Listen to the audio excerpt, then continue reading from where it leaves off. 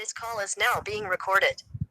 Hi friends, I am K. Kadamnathan, Assistant Professor, Chemical Engineering Department.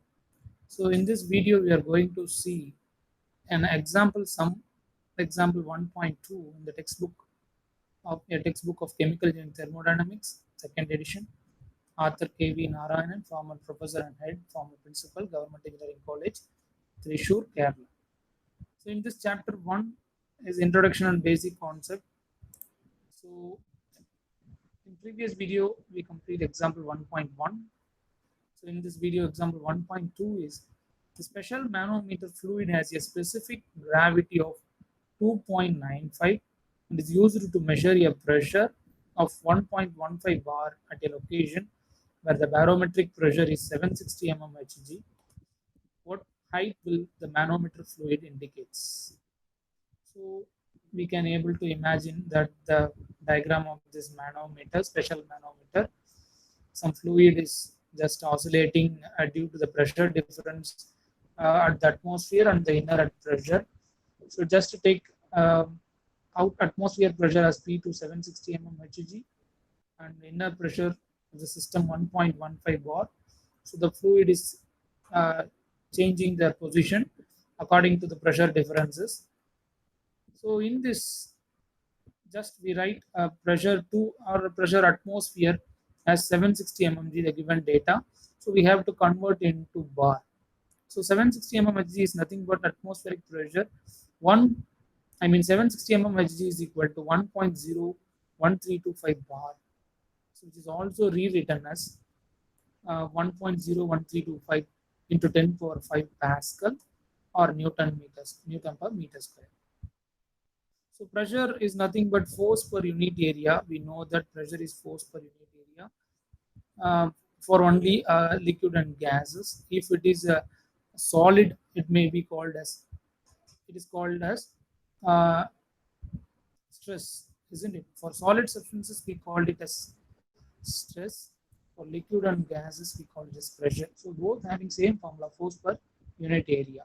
So this is the system pressure is 1.15 bar, which is converted into Pascal or Newton per meter square. 1.15 into 10 power 5 Newton per meter square.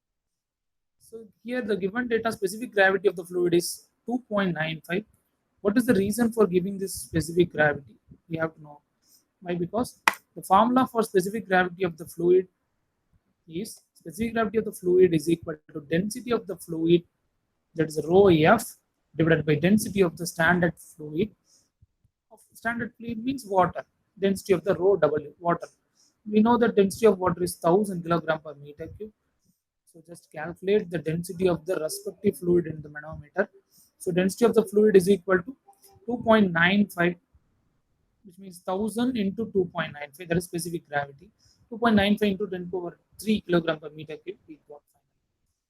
So mass of the fluid is calculated using this formula. Mass of the fluid is equal to height into density of the fluid into area. Okay, area there is nothing but pi by 4 d square. There is a diameter of the tube, glass tube, that is different. So using this formula, we substitute in the second law of motion, F is equal to m into g. Substitute equation 1 into, we got like this. So area, take this area into left hand side. So force per unit area is called as pressure, isn't it? So pressure is equal to F by A equal to height of the fluid into density of the fluid into gravity. Okay, at a steady reading, which means without oscillation of the fluids, change in pressure is zero, isn't it? There will be no change in the pressures, so is equal to zero.